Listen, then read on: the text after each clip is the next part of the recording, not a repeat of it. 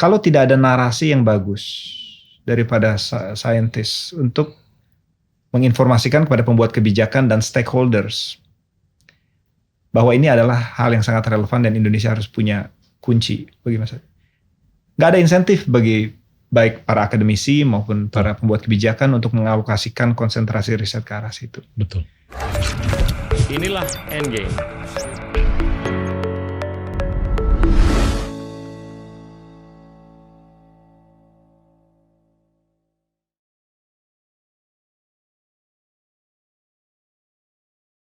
Halo teman-teman, hari ini kita kedatangan Bagus Mulyadi, Assistant Professor di University of Nottingham.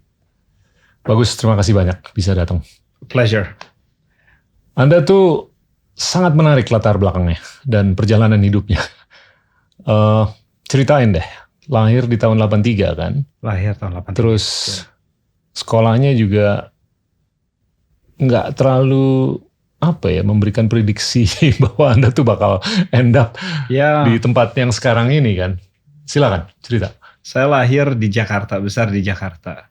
Gak bisa spesifik ditanyakan di mana karena saya ngontrak rumah pindah-pindah terus setiap tahun. Jadi saya lahir bagian selatan, timur, barat atau apa? Rata-rata pusat timur utara. Oke. Pusat timur utara. Orang tua pun masih di sini. Jadi saya lahir dari keluarga yang small entrepreneur. Siap. Tidak berlebih dan banyak problem di sekolah dari SD, SMP, SMA. Apa? Jadi karena males, nakal, atau kurang ini aja fokus? Mungkin tidak patuh gitu ya. Jadi ada tendensi untuk selalu chipping in the rules gitu. Jadi banyak masalah baik dari nilai rapot yang selalu, pokoknya kalau orang tua saya dipanggil rapot itu ini Halloween buat saya itu, jadi hari menakutkan. Dan itu berlangsung sampai saya lulus SMA. Terus saya masuk ke Institut Teknologi Bandung waktu itu di program teknik mesin. Luar biasa. Iya, pada waktu masuk luar biasa. Ya. Tapi di dalamnya nggak luar biasa gitu karena saya lulusnya 5 tahun dengan IPK yang sangat di bawah rata-rata. Pada waktu itu 2,69. Mungkin sekarang nggak terbayangkan karena ada inflasi IPK segala macam. Tapi pada waktu itu pun sudah tergolong susah cari kerja tuh karena ngambil apa di ITB? Teknik mesin. Ya. Teknik mesin. Kenapa teknik mesin? Sebenarnya saya bermimpi untuk jadi pelukis atau pemain band atau menarik. Penulis. Saya dari SMA itu sukanya ya saya ikut band, saya lombanya baca puisi dan lain sebagainya. Ngeband main apa? Nyanyi? Oh dulu main lagunya instrumen? Saya nyanyi dulu. Oke. Nyanyi bagus sih enggak, tapi lumayan lah pedenya. Nyanyi lagu Dewa. Terus saya ingin masuk program arsitek sebenarnya. Jadi saya daftar di universitas swasta, Universitas Parahyangan pada waktu itu. Dan teknik mesin ITB. Karena teknik mesin ada gambar teknik segala macam. Ibu saya bilang nanti mau makan apa, gambar terus, mendingan belajar teknik mesin gitu kan. Tapi pada waktu itu diterimanya saya di ITB yang uang pangkalnya itu nggak sampai 5% dari private university. Orang tua saya ya kalau bisa masuk sini itu masuk Parahyangan 7 juta gitu kan. Akhirnya saya masuk ke program teknik dan sampai sekarang berkutat di situ walaupun sedikit detour. Nah, jadi saya lulus ITB tahun 2006, 5 tahun kuliah di situ. Dan karena mau masuk untuk kerja dipanggil interview pun butuh 2,75, bahkan international companies require 3.0. Jadi dalam stres juga tuh. Sangat stres. Saya berpikir untuk lanjut S3 untuk menambah bargaining power. Ya saya tidak bisa tuju negara-negara Eropa seperti Amerika atau Eropa karena mahal dan jauh dari orang tua. Jadi kita pada waktu itu berpikir untuk pergi ke Cina, mungkin Korea atau Taiwan pada waktu itu. Jadi tibalah saya di Taiwan lewat sebuah email yang kebetulan dibalas oleh profesor di situ. Itu saya cerita bahwa riset saya ini world changing. Dia nggak tahu bedanya kan gitu. Pada waktu itu dia teryakinkan oleh email yang saya tulis dan dia yakinkan pada fakultas untuk menerima saya sebagai program master. Gak ada beasiswa di situ. Jadi saya masuk ke situ sebagai mahasiswa asing satu-satunya, Departemen Applied Mechanics, Applied Physics. di National Taiwan University. Diberikan kesempatan, kamu mau nggak datang kemari tapi mesti kerja part time segala macam. Oke, saya datang asal ada kesempatan. Itu akhirnya di Taiwan saya habiskan waktu 2 tahun untuk master sambil cari kerja. Saya jualan pompa pneumatik.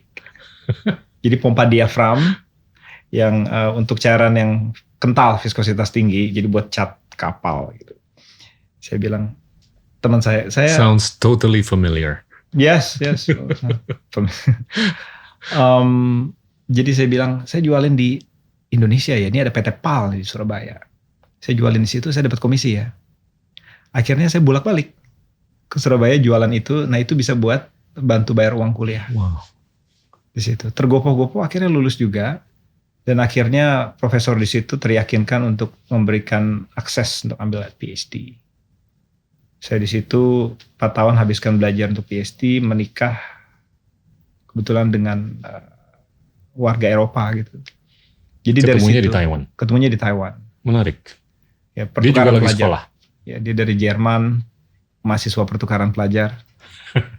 Dari situ baru Pak Gita ada pikiran, wah ini kalau saya bawa ke Indonesia mungkin nggak cocok.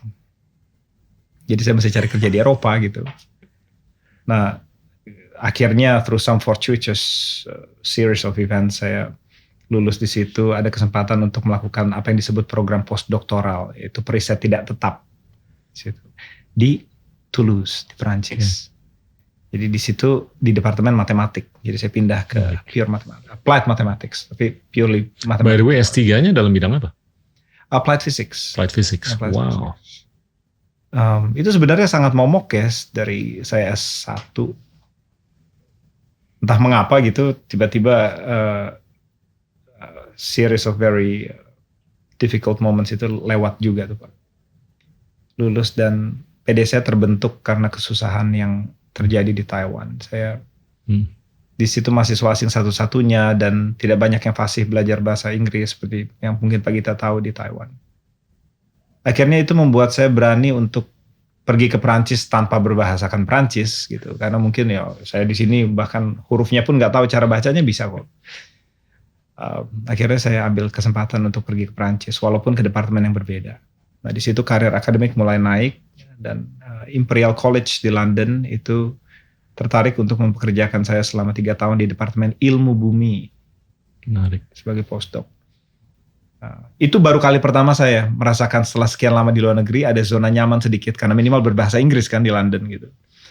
Berbahasa Inggris di London. Nah, mungkin karena staturnya sebagai universitas yang mungkin world class dan akhirnya itu membuat karir akademik saya mulai berkembang, bisa mendapatkan tenure position di University of Nottingham, di Departemen Teknik Kimia. Luar biasa. Dan lingkungan. Ini orang Indonesia yang pertama dapat tenure di situ. No, I think there was saya rasa ada orang Indonesia sebelumnya yang di situ pernah dapat tenure di Departemen Matematik. Okay. Tapi kemudian pindah. Oke. Gitu. Tapi di Faculty of Engineering saya orang pertama dari Indonesia di fakultas tersebut. Karena nggak banyak orang Indonesia di UK itu. Betul. Orang di UK itu paling yang posisinya permanen dan lebih senior dari saya itu 35 sampai 40 tergantung tahun berapa. Sangat-sangat sedikit. Dikit banget. Sangat-sangat sedikit. Jadi di University of Nottingham pun sangat sedikit. Di beberapa universitas cuma ada 1 atau 2. Itu total berapa sih siswa-siswi di Inggris sekarang? Dari Indonesia? Di Universitas Nottingham itu sekitar 100. Oke. 100. Dari S1, S2, S3 kurang lebih kira-kira. Dan itu mungkin average. Seluruh Inggris 10-20 ribu ada nggak? 10 ribu mungkin ada. 8 ribu sampai 10 ribu. Di Inggris itu ada sekitar 100-an universitas. 120, 100. Nottingham termasuk yang besar. Di situ ada 100-an. Ya 8 ribu kira-kira total seluruh UK. Sedang belajar di balik dapat tenure-nya tahun 2017. 17. Luar biasa. Usia berapa waktu itu? 33 tahun. Well done. 33 tahun. Okay. Ya pada waktu itu memang tergolong muda ya. Yeah. Sangat muda. Biasanya karena untuk Russell Group University seperti Nottingham itu dibutuhkan postdoctoral experience. Mungkin 5 tahun, 6 tahun. Yeah. Karena di Inggris kan nggak ada tenure. Yeah. Jadi universitas harus berinvestasi seumur hidup gitu untuk asisten profesor. Dan jumlah universitasnya pun terbatas karena di di Inggris itu close market. Itu mungkin nggak seperti di Indonesia atau mungkin di US. Seperti itu. Terus ngapain aja 5 tahun terakhir?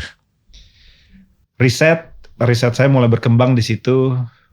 Jadi saya mengaplikasikan apa yang disebut numerical modeling ke pemecahan masalah dari beberapa engineering problems gitu ya. Fokus saya sekarang riset di bidang geoenergy, fokus riset di bidang bioteknologi juga, di bidang carbon capture and storage, di bidang lahan gambut. Menarik. Ya. Jadi kesamaan dari semua bidang-bidang tersebut adalah pentingnya numerical modelings. Numerical modelings untuk pemecahan masalah-masalah terkait flow and transport, porous media. Yang sebenarnya bisa kemana-mana sebenarnya. Gitu. Gambut gimana tantangannya? Jadi gambut itu adalah carbon sink natural terbesar. Gitu ya. Jadi Indonesia punya banyak sekali lahan gambut, tropical peatland. Seperti di Scotland juga punya gambut, walaupun jenisnya berbeda. Nah gambut itu adalah carbon sink yang paling efektif kalau retain its integrity. Kalau dia collapse, dia akan mengeluarkan bukan hanya carbon dioxide, tapi metana. A lot more harsh greenhouse gas. Nah permasalahannya sekarang jadi bagaimana caranya mereservasi gambut. Nah beberapa yang orang lakukan dalam upayanya mereservasi gambut itu hanya mempertimbangkan faktor ekologi dan faktor hidrologi. Ekologi itu ya para ekologis menilai berapa banyak tumbuhan yang membusuk dan berkembang. Faktor hidrologi itu air tanah, curah hujan, segala macam. Tapi tidak ada yang mencoba memasukkan faktor mekanikal. Karena kalau diairi terlalu banyak, lahan gambut akan tumbuh banyak pohon di atasnya dan itu merupakan beban mekanik. Yang justru compromising its integrity. Nah, karena mengamalgamasikan 3 faktor ini sangat sulit dalam persamaan matematiknya. Makanya para ekologis belum terlalu terbiasa untuk riset di bidang solid state physics ya kan. Nah ini adalah celah dan saya mungkin mau segue ke situ sedikit bahwa riset-riset yang sifatnya interdisipliner seperti ini jarang dilakukan. Terutama jarang dilakukan di Indonesia karena budaya linearitas di perguruan tinggi. Tapi sangat banyak manfaatnya dan karena itu akan memberikan landasan bagi pembuat kebijakan untuk membentuk strategi reservasi gambut. Nah, seperti itu, evidence-based policy. Nah, kita berkaca dari beberapa banyak expertise di Inggris yang mungkin bisa diaplikasikan di sistem di Indonesia, lahan gambut, problem-problem seperti tsunami, problem-problem seperti gas extraction, panas bumi, segala macam. Nah, saya coba agar riset-riset saya itu, albeit done in the UK, bisa punya relevansi di Indonesia. Nyambung nggak? Gayung bersambut ya, menurut saya diskusinya mulai melibatkan beberapa instansi di Indonesia seperti ITB, UGM. Dengan UGM saya bekerja sama di bidang panas bumi, gitu ya. Indonesia ini kan banyak panas buminya. Ada beberapa perusahaan panas bumi dan belum dimanfaatkan sebesar yang kita harapkan potensinya. Di bidang restorasi lahan gambut bekerja sama dengan Departemen Matematik Lingkungan dari ITB.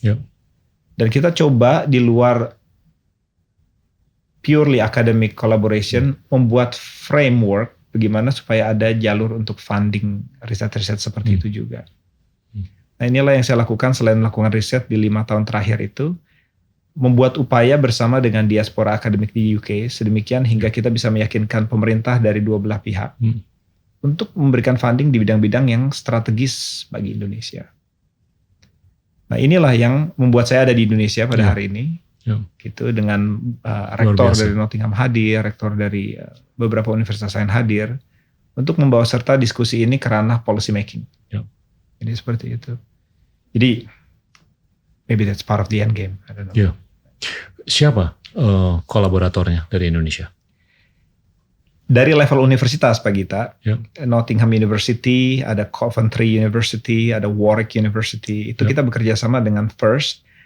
ITB, ITB naturally, it's my alma mater. ITB, UI, UGM, IPB. Kita membentuk sebuah konsorsium, the UKICIS, UK Indonesia Consortium for Interdisciplinary Sciences. Nah, kita bikin agar supaya dalam network yang akan membesar nanti ada free movement for thoughts. Jadi mahasiswa dan dosen, staf pengajar bisa merasakan iklim di UK dan vice versa tanpa ada seakan-akan sekat-sekat geografis di situ. Nah, karena konsorsium ini berada pada rektorat level, jadi dia bisa membawa serta pemerintah dari masing-masing negara untuk turut mendukung. Akhirnya yang kita lakukan bersama rekan-rekan di Inggris dan di Indonesia ini mulai masuk ke dalam partnership roadmap. Jadi itu bilateral documents antara UK dengan Indonesia yang memberikan panduan bagaimana caranya agar sampai 2024 itu kerjasama dua negara ini dilakukan. Di bidang riset dan inovasi, kita mulai menjadi kendaraan untuk merekatkan bilateral relationship lewat interdisciplinary scientific collaborations. Dan saya mulai melihat ada celah di sini untuk melakukan hal yang sifatnya berimpak lebih dari sekedar menulis publikasi ilmiah, tapi membawa serta kedua negara untuk makin erat hubungannya. Dan sangat timely ya, karena masalah climate change, masalah kemarin kita dari COP26 di Glasgow, semua orang bicara itu, dan ini masalah saintifik. Indonesia punya jawabannya, dan sudah saatnya di-unlock potensialnya lewat scientific collaborations. Jadi kurang lebih seperti itu Pak Gita. Produknya apa nih dari kolaborasi ini nanti? Naturally, journal papers. Naturally.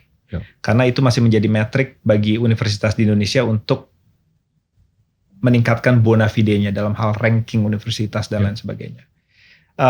Proyek kedua adalah untuk menginisiasi funding baru di bidang yang strategis untuk Indonesia. Nah, itu sudah terjadi. Jadi kita meyakinkan pemerintah, dalam hal ini pemerintah Indonesia dulu, untuk membuat funding scheme di bidang-bidang yang tadi saya sebutkan, yang strategis. Tentu sesuai dengan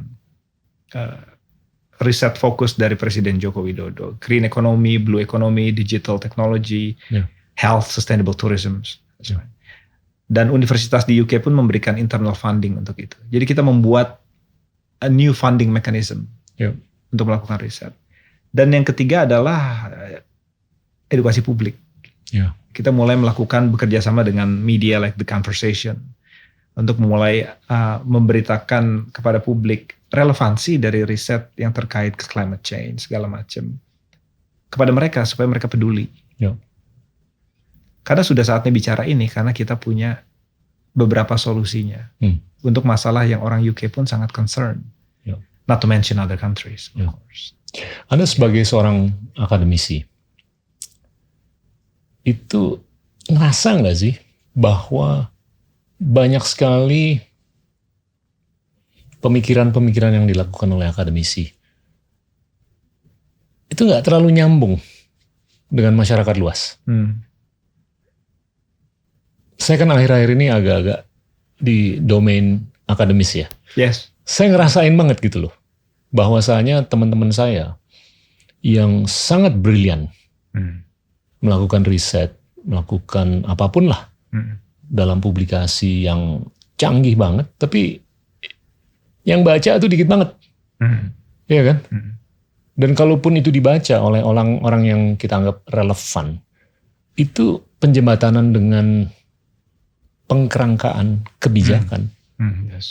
Itu juga agak-agak ada gap. Dan ini mungkin, ini agak-agak nyerempet ke isu yang agak beda, tapi saya ngelihat ini sangat disayangkan. Iya kan? Dan apa yang Anda lakukan tuh luar biasa untuk menjembatani. Iya kan, dunia akademisi dengan masyarakat luas. Ini, ya, nggak banyak dilakukan oleh banyak orang. Kebanyakan mereka tuh di bubble aja, akademisi, di institusi akademis, terus mereka mikir, nulis, publikasi, mau yang baca cuma 2, bodo amat. Yang penting ini udah diakui oleh peer review dan lain-lain. Tapi ini nggak nyambung ke kepentingan masyarakat luas. Absolutely. Apakah itu terkait dengan public health, global finance, atau climate change, atau apapun lah. Ini yang mungkin membuahkan kesulitan dalam apa yang kita alami kan di dunia sehari-hari ini. Well, partly because they're not trained to do that. No? Betul. Academics.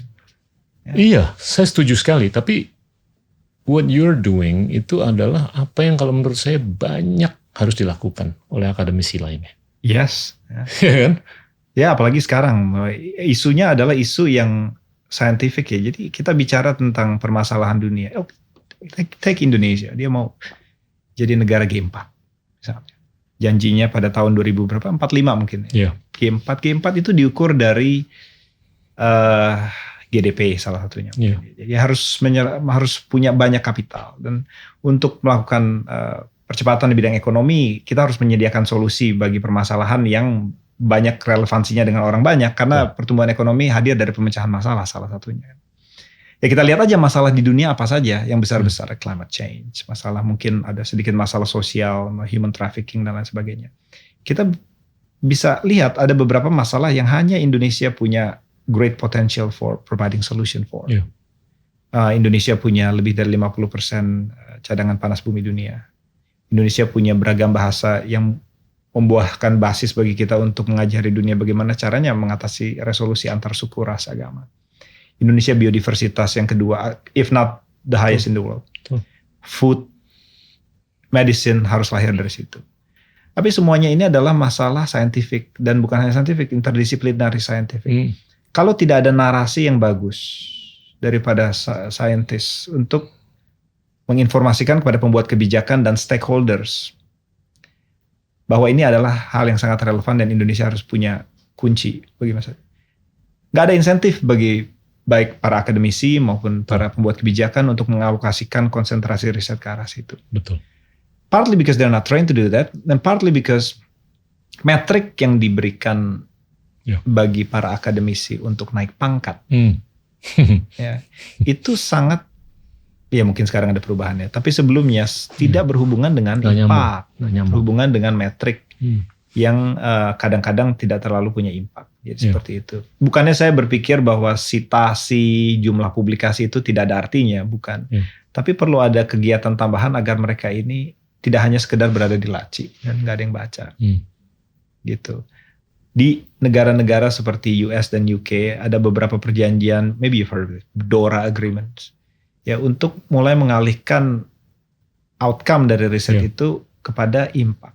Impactnya ini kita buat case study, gimana caranya risetnya si bagus bisa menyembuhkan AIDS, atau menaikkan kemiskinan dari tingkat berapa ke tingkat berapa, menurunkan. Kita buat impact case study. Dan universitas mendapatkan reward dalam hal endowment sedikit banyak berkaitan dengan impactnya. Nah di Indonesia ini saya lihat masih perlu ditingkatkan di situ. Karena kalau secara natural akademik tidak punya insentif untuk melakukan itu, insentif dari pembuat kebijakan harus dibuat sedemikian hingga mereka yang tidak punya appetite untuk melakukan itu pun punya alasan untuk melakukan itu. Betul. Science communication masih belum banyak dilakukan di Indonesia, sehingga publik yang tidak appeal terhadap masalah itu, yang membuat legislatif tidak appeal terhadap masalah itu. Di UK ada Brian Cox, ada Richard Dawkins, ada, walaupun mereka tidak serta-merta bicara tentang ekspertisnya, tapi minimal dia coba mengkomunikasikan apa relevansi ini bagi masyarakat sehari-hari. Di Indonesia, saya tanya kepada mahasiswa, bahkan anak SMA di mana pada waktu itu saya lupa. Siapa ilmuwan Indonesia? Habibie dia bilang. Bagus sih memang Pak Habibie, tapi saya ditanya pada waktu saya SMA pun bilang Habibie gitu. Ibu saya ditanya pasti juga bilang Habibie gitu kan. Jadi ada kehausan akan sebuah figur baru yang membawa Indonesia untuk mulai dikenali bukan hanya penghasil tari-tarian yang indah dan tempe, dan itu semuanya bagus, saya juga kangen gitu. Tapi tempat di mana ada ilmu-ilmu baru yang dihasilkan. Kita punya banyak Pak Gita sebenarnya. Di UK ada Dr. Karina Jo. Dr. Karina Jo. Di Jepang ada beberapa scientist yang terlibat dalam pemecahan masalah krusial dunia. Dia terlibat dalam tim yang membuat vaksin juga. AstraZeneca. Dan dipegang patennya di situ untuk produksi massal vaksin. It's a big feat. Even for the UK government. The public has to know. The public has to know that we have the answer. Nah inilah perubahan yang menurut saya bukan hanya bisa lahir dari kebijakan, tapi harus lahir dari grassroots. Supaya publik mulai tahu, dan inilah mengapa Endgame menurut saya punya potensi untuk menjadi signifikan sebagai pembawa perubahan. Gini loh, Anda tuh kalau menurut saya bisa memberikan inspirasi yang luas dan dalam ke masyarakat luas. Karena Anda tuh yang sudah berperan untuk menjembatani domain science dengan domain publik secara relatif sangat efektif, ya kan? Tapi ujung-ujungnya it's a game of scale, ya, ya kan? Tadi kita sempat ngobrol santai sebelum ini. Kalau saya perhatiin ya, ini saya mengacu ke salah satunya adalah Amerika. Jumlah siswa-siswi yang ada dari Indonesia di Amerika Serikat, waktu saya dulu sekolah tahun 80-an, itu 16.000. Sekarang tuh cuma 8.500. Ya kan? Dan waktu itu di tahun 80-an, yang datang dari Korea, Turki, India tuh ya hampir sama dengan kita. Tapi sekarang Turki, Korea tuh udah di atas 100.000. India udah 150-200.000. Tiongkok 450.000. Tadi Anda ngomong gimana kita bisa menjadi salah satu dari anggota G4 tahun 2045. Nah ini kita udah bisa ekstrapolasi kan.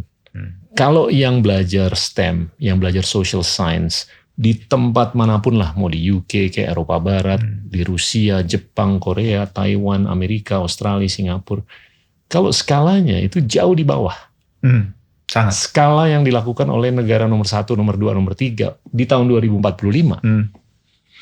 Ya gampang kita ngeraba ujung-ujungnya di mana. Bukan dari sisi keberadaan kita sebagai perekonomian yang besar, tapi dari sisi daya saing. Gimana kita bisa bersaing dengan mereka. Iya kan? Iya, betul. Nah itu jumlahnya sedikit sekali bagi. Iya, kalau anak Indonesia umur 4, umur 10, 20, 30 ditanya, idola lu siapa sih sebagai saintis? Ya, kalau dia bisa nyebut 5 nama aja. Ya, keren kan?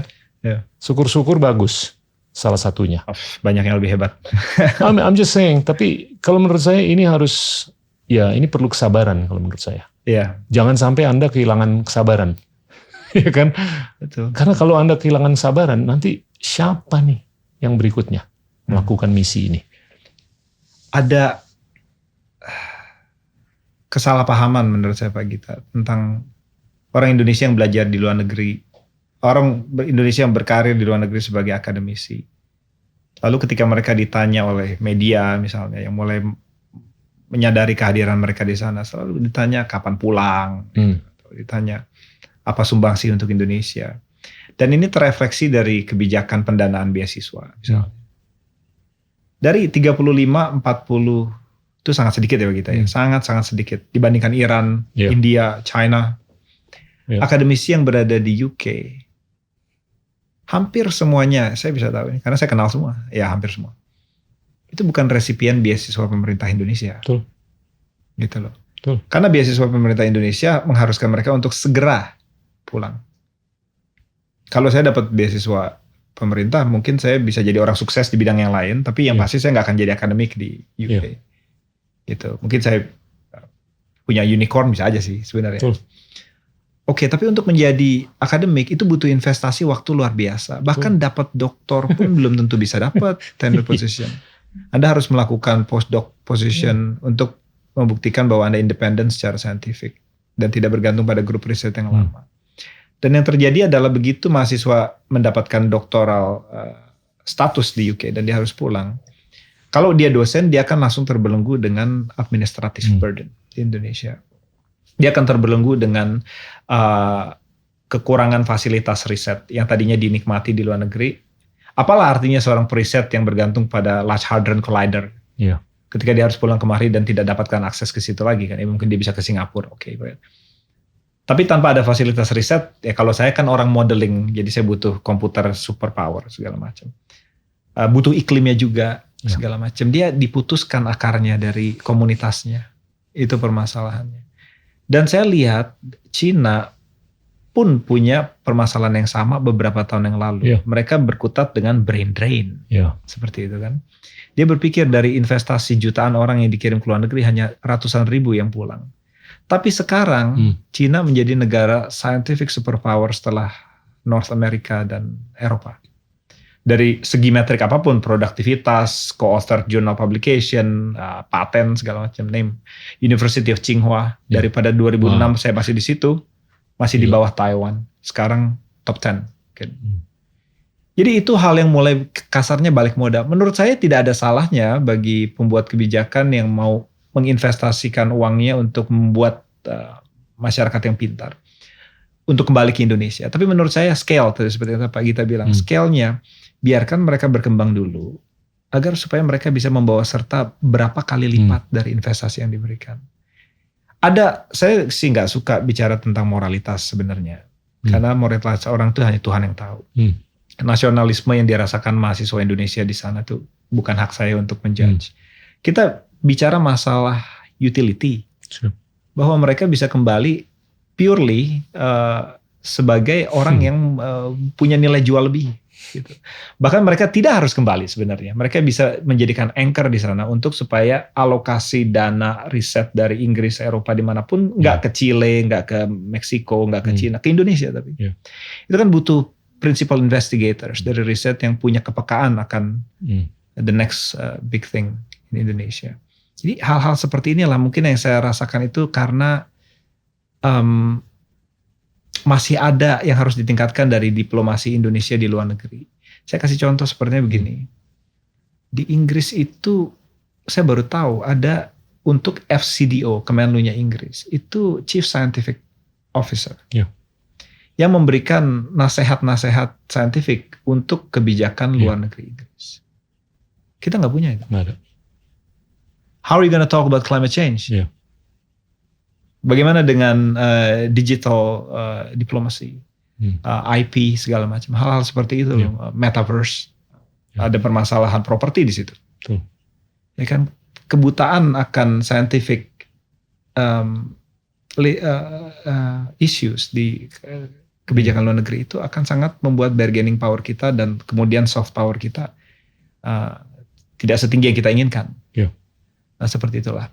Tapi para periset ini yang di luar negeri, para students yang tadi Pak Bita bilang, itu bisa membantu mereka di sini. Indonesia is the biggest invisible country in the world. Saya ngajar di kelas saya itu ada sekitar 32 nationalities, itu back of the envelope calculations dari 200 orang. Saya bilang saya negara terbesar di Asia Tenggara. Sampai ke Indonesia tuh mereka lewatin Kamboja dulu, Laos, segala macam, Thailand udah sampai udah nggak betah gitu lah. Malaysia, bukan. Nah, dikit lagi di bawah harus siapa ya? Gitu. Baru Indonesia. It's peculiar. But the scientific communities there can help. Maka itu kita butuh. Seperti yang tadi Pak Bita bilang, kalau memang serius akan mimpinya untuk jadi scientific superpower. Knowledge based economy. Knowledge based economy itu butuh peningkatan institusi sebagai penghasil knowledge. Sumber daya sebagai carrier knowledge. Dan knowledge exchange. Siapa yang akan melakukan itu? Siapa agennya? It doesn't just happen. You need the students in MIT, you need academic staff in Harvard. Seperti itu. Itu sudah merupakan rahasia umum di kalangan teman-teman saya. Nggak orang Singapura, Malaysia, India, Tiongkok, Jepang, Korea, bahkan orang Amerika pun. Bahkan orang Eropa, bahwa orang Indonesia itu kalau keluar negeri pulang, ya kan? Belanja dulu terus. Yang nggak mau pulang tuh orang India, ya kan? Sampai jadi prime minister. Habis itu orang Tiongkok, sisanya ya negara-negara yang lain lah. Tapi itu udah menjadi rahasia umum. Ini yang pertama yang saya mau tegaskan. Ini terkait dengan paranoia mengenai orang Indonesia yang nggak mau pulang, ya kan? Yang kedua adalah ya kalau nggak ada tempatnya pula di kandang, then it becomes a misallocation of resource, ya kan? Dan saya tuh berkali-kali cerita mengenai film yang saya tonton tahun 80-an, The Field of Dreams. Itu ada pepatah yang sangat bermakna untuk saya, bahwasanya ini mengenai orang yang ngimpi mau bikin lapangan baseball yang keren banget di tengah sawah, dan dia mikir gimana dia bisa mendatangkan pemain-pemain baseball yang tenar. Ya ada orang senior yang ngomong sama dia, if you build it, they shall come. Ibarat kata ya kalau prasarananya di sini dibangun, siapapun yang mau di University of Nottingham kayak di tempat-tempat lain di seluruh dunia itu bakal balik.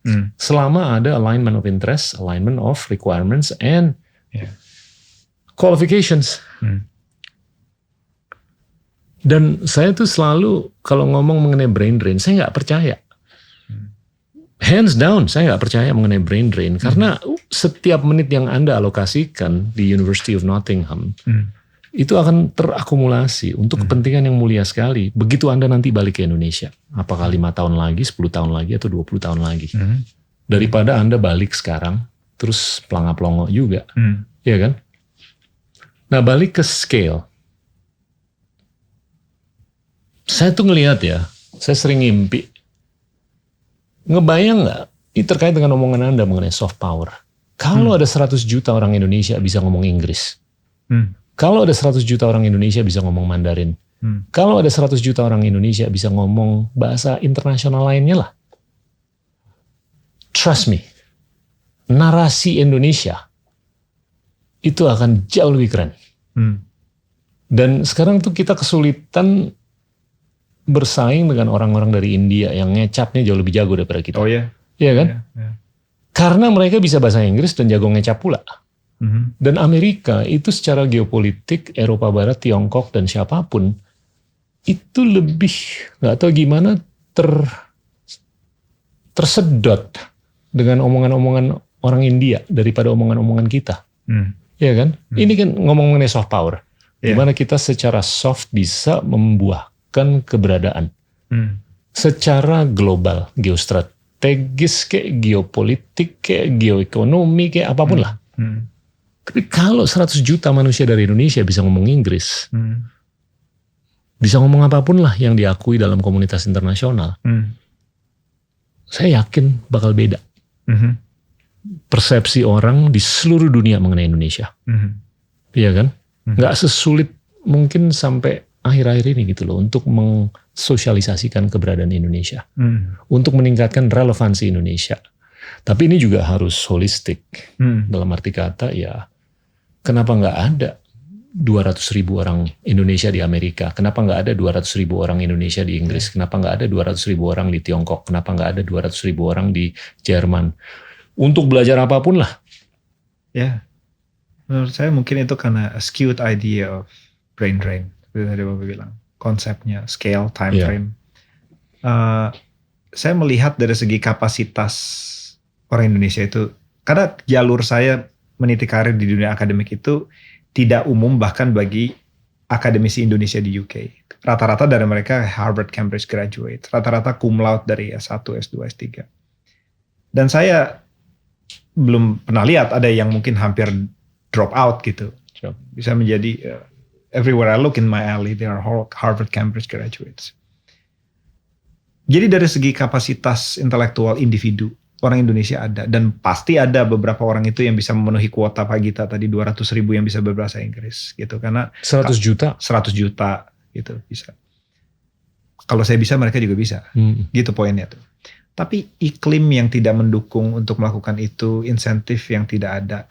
Jadi Cina, tadi Pak Gita cerita tentang Cina, dia sudah mulai mengimpose their presence in the global stage. Seperti itu kan. Kita belum tuh, kita masih terbelenggu akan falsafah bahwa quality is out there. We are simply recipients. We are simply just hoping to be there. We're users. We are consumers. There is no determination in the heart that you can be even better than them. Jadi, sorry, saya potong sebentar aja. Tiongkok ini adalah peradaban yang udah keren banget selama 4-5 ribu tahun. Tapi mereka masih haus nyari ilmu. Dimanapun. Oh ya. Nggak di Jogja kek, nggak di Silicon Valley kek, nggak di Nottingham kek, nggak di Frankfurt kek, atau di mana. Di Amerika ada 450 ribu orang Tiongkok. Di Eropa, di Inggris. Gila. Uncountable.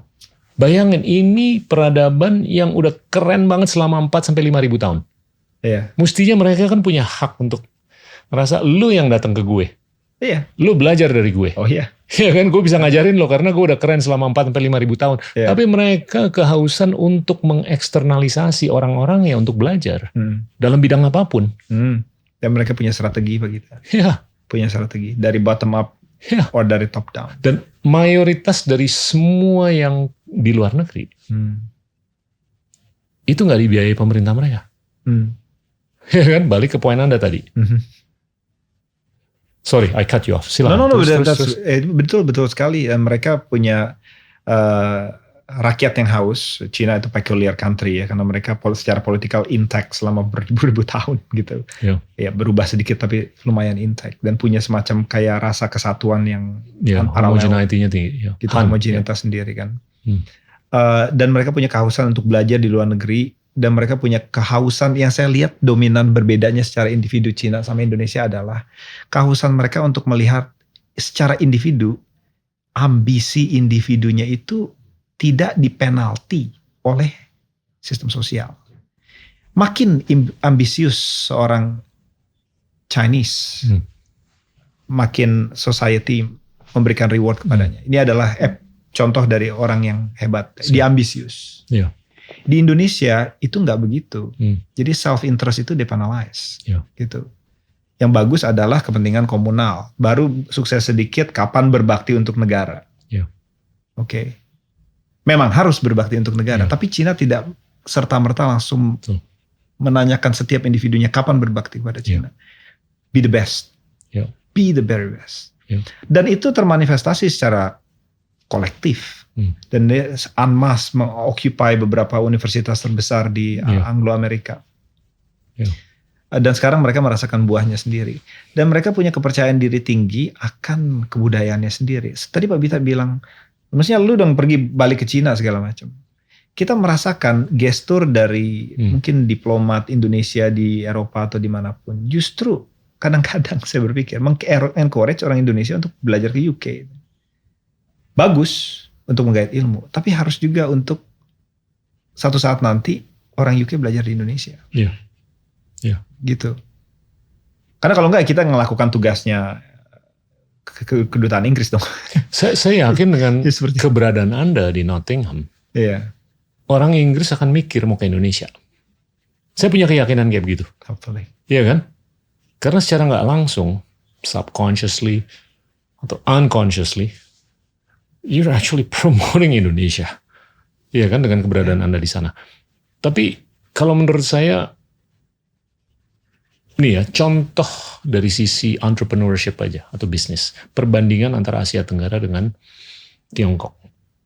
Kalau kita lihat dalam 30 tahun terakhir, GDP per capita Asia Tenggara itu naiknya cuma 3 kali lipat. Di Tiongkok dalam periode yang sama naiknya 10 kali lipat. Diferensiatornya itu ada beberapa. Yang pertama tentunya infrastruktur yang jauh lebih masif di Tiongkok. Yang kedua tentunya pendidikan. Mereka untuk PISA yang mengukur profisiensi anak-anak muda umur 15 tahun bisa memahami bahasa dan STEM, nomor 1. Singapura nomor 2. Indonesia nomor 71. Dari 78 negara yang diukur. Dari situ aja kita udah bisa ngeliat bahwa Asia Tenggara dan Indonesia tentunya itu underinvested di pendidikan dalam 30 tahun terakhir. Tapi yang terakhir ini atributnya yang menurut saya sangat menarik adalah keinginan bersaing. Jadi kalau saya lihat lisensi bisnis yang di-issue di Tiongkok per 1.000 orang itu 9. Sedangkan di Indonesia 0,3. Dari situ kan nyambung dengan apa yang Anda tadi utarakan. Apa kendalanya itu? Karena perizinan bisa dibilang birokrasi atau mungkin risk taking capacity. Jadi orang Indonesia mungkin nggak mau mengambil resiko seperti orang Tiongkok. Kalau orang Tiongkok tuh kan dia jauh lebih berani ngambil resiko untuk nyebrang, untuk buka restoran atau untuk belajar, untuk ngapain lah.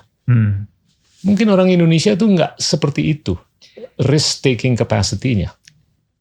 Saya nggak mau ngomong mengenai birokrasi ya. Terlepas dari birokrasi, kalau menurut saya secara umum atau struktural, kita mungkin bisa mengeskalasi kapasitas untuk ambil resiko. Saya agak detour Pak ya, karena saya punya very strong opinion on this. Kuncinya adalah edukasi. Nomor 1, siap. Edukasi itu, walaupun saya nggak bilang etimologi itu artinya arti begitu ya, tapi ada 2 root dari kata-katanya educare dan educere. Educare adalah to make an imprint of the knowledge of the father to the son. Jadi perpetuating knowledge. Jadi mencetak manusia yang menjadi good workers segala macam, passing down orders. Okay.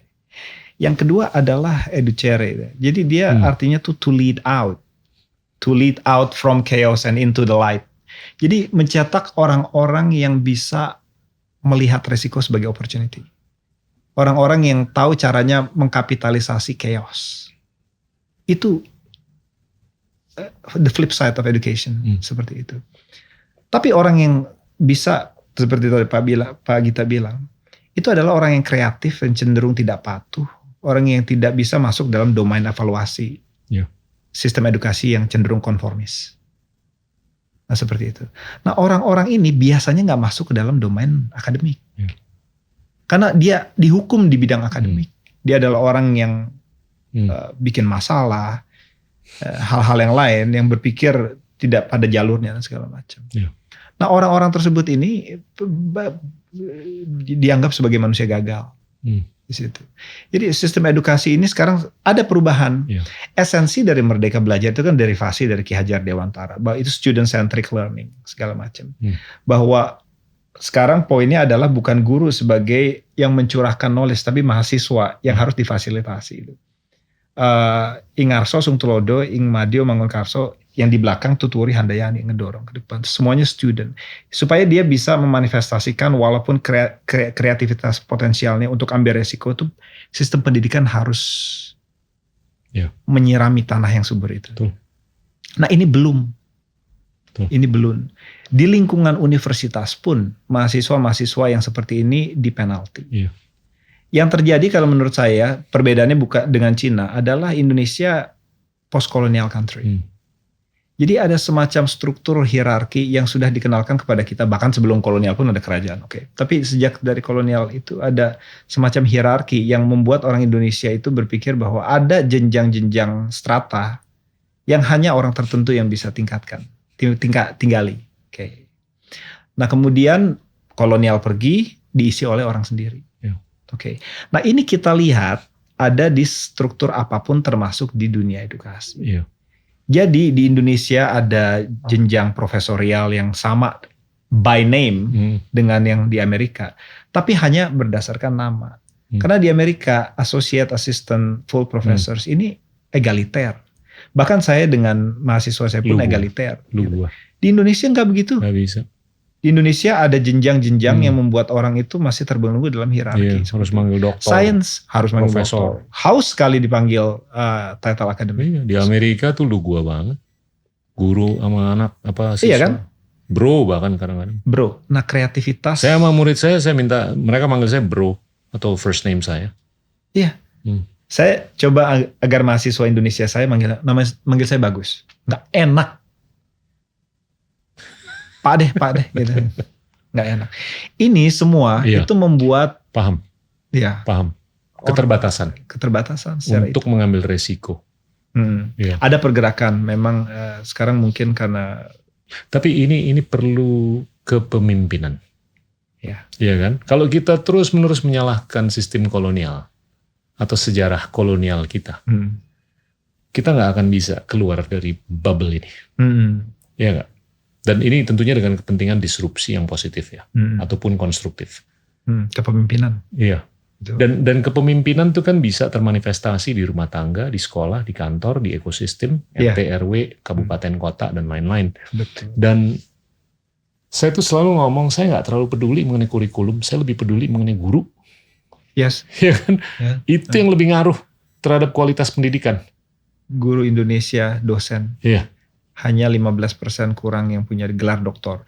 Saya tidak bilang bahwa kualifikasi itu otomatis sama dengan kompetensi. Tapi minimal seorang yang pernah melakukan jenjang doktoral itu pernah tahu apa yang disebut eksperimen atau riset. Nah permasalahan di dunia ini itu selalu siapa yang paling cepat memberikan solusi pada permasalahan. Karena dunia saling fast moving change. Jadi orang harus terbiasa melakukan riset dalam waktu cepat. Kalau dosennya nggak pernah melakukan riset, apa relevansi kurikulum yang diajarkan di kelas dengan permasalahan sebenarnya di dunia? Nggak ada mata rantai yang nyambung antara edukasi, riset, inovasi di situ. Gurunya belum pernah melakukan riset. Gitu kan. Andai kata sudah melakukan riset pun dari gelar S3 dia langsung pulang ke rumah. Dan terbebani dengan belenggu administrasi segala. Saya ini bukan orang spesial, apalagi spesial secara intelektual. Saya adalah benefaktor ekosistem yang matang. Gitu. Yeah. Kalau rekan-rekan saya diberikan kesempatan yang sama, tentu mereka bisa jadi lebih hebat. Yeah. Gitu. Jadi kuncinya bukan kompetensi secara individu, kompetensi adalah ekosistem yang belum terbentuk. Yeah. Makanya dosen-dosen di Indonesia yang jumlahnya ada 4.607 universitas di Indonesia. Yeah. Belum yang termasuk Kemenak tuh. Yeah. Cina dengan populasi 5 kali lebih besar dari kita, 2.000. Yeah. Inggris 100 sekarang lebih. Masalah kita bukan kurang dosen. Kualitas. Dan kesenjangan. Saya berapa kali ngomong, kalau gitu. Guru itu datangnya dari 20th top percentile. Dia dalam setahun bisa ngajar 1,5 tahun ajaran. Tapi kalau dia dari bottom 20th percentile, dia dalam setahun cuma ngajar 6 bulan. Ya gampang kan? It's a multiple choice question. Ya kita pilih dari top 20 aja. Persen. Ya, jangan betul. Pilih dari bottom 20%. Ya, betul. Dan mulai dari situ aja. Kurikulum bukan berarti nggak perlu diubah. Tapi kalau gurunya nggak diubah, susah kualitas pendidikan kita untuk menjadi jauh lebih baik daripada apa yang kita alami selama ini. Dan dibungkus lagi dalam konteks menyongsong keberadaan kita di tahun 2045. Relevansi kita tuh harus benar-benar bisa dirasakan. Bukan hanya diri kita sendiri, tapi seluruh dunia juga. Ya kan? Saya melihat untuk kepentingan pendidikan dimanapun, itu perlu keterbukaan. Ya kan? Terhadap ide. Terhadap apapun untuk kepentingan the betterment of ourselves. Ya kan? Dan ini nyambung dengan apapun yang saya sering kali sampaikan mengenai paradoks antara demokratisasi informasi dengan demokratisasi ide. Informasi sudah sangat terdiseminasi secara masif, tapi ide tidak terkreasi secara masif. Ini sangat paradoksikal kan? Dan ini kalau menurut saya bisa dikorelasikan dengan bagaimana kita mungkin kurang melakukan atau menunjukkan keterbukaan terhadap ide baru. Ya kan? Absolutely agree. Universitas harusnya menjadi mikrokosme demokrasi. Salah satunya. Ide yang belum masuk ke dalam masyarakat diuji di situ. Informasi yang kontroversial atau punya tendensi untuk membuat orang bercakap-cakap. Saya selalu bertanya, ini mungkin segue sedikit. Sebenarnya kata profesor itu artinya apa sih? Kenapa universitas disebut profesor? Profesor itu dari kata profiteri, profess, to speak publicly about something. Jadi mungkin karena budaya gereja pada 1000 tahun yang lalu, seorang yang bisa mengutarakan hal-hal yang cenderung blasphemous, dilindungi hak-haknya di dalam lingkup universitas agar supaya ide itu diuji sebelum dia masuk ke masyarakat. Jadi struktur universitas itu seperti layaknya negara sendiri, ada senat, ada eksekutif segala macam. Jadi seperti itu tuh poinnya. Jadi kalau ada ide itu harus menjadi kultur universitas dulu. Bisa nggak universitas menjadi inkubator great ideas to emerge? Atau mereka terbelenggu dengan metrik-metrik yang membuatnya lupa akan tujuan utamanya sebagai profesor. Seperti itu. Sekarang profesor untuk naik pangkat, dia harus memenuhi semacam kredit namanya cum. Seperti itu ya. Bukan berarti tidak diperlukan adanya kredit gitu. Tapi kredit ini adalah burden administrasi yang sangat besar. Yang membuat mereka berpatokan kepada metrik, bukan kepada impact, bukan kepada kajian ide dan lain sebagainya. Ada perubahan yang harus terjadi secara struktural yang butuh leadership yang bisa memahami hal ini. Supaya terjadi insentif bagi universitas untuk kembali kepada fungsinya mula-mula. Semua dari kita di ruangan ini adalah produk dari universitas pada satu masa di hidup kita. Jadi apapun yang menjadi tren di universitas akan menjadi tren 5 tahun berikutnya. Pasti. Kalau universitas hanya dinilai sebagai instrumen untuk menghasilkan good workers. Itu hanya educare, belum educere. Universitas itu bukan hanya serta-merta melakukan. Kalau yang melakukan produsen tenaga kerja itu vokasi, dari katanya pendidikan vokasi, vokare gitu, terpanggil. Gitu.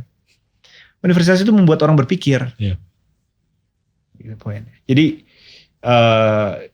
kita ingin agar struktural supaya para dosen ini tidak terbebani dengan mana statusnya PNS kan, statusnya PNS.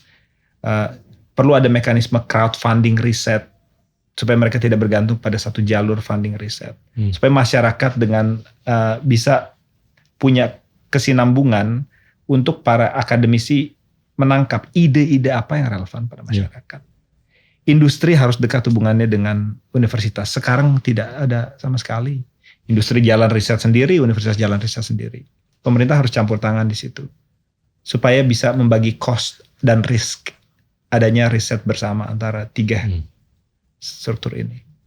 Ada beberapa banyak PR Pak Gita, tapi saya yakin ke depan ada jalur yang kuat. Ini kita maksudnya yang terbaik lah untuk sistem pendidikan di Indonesia dan anak dan cucu kita ke depan, ya kan?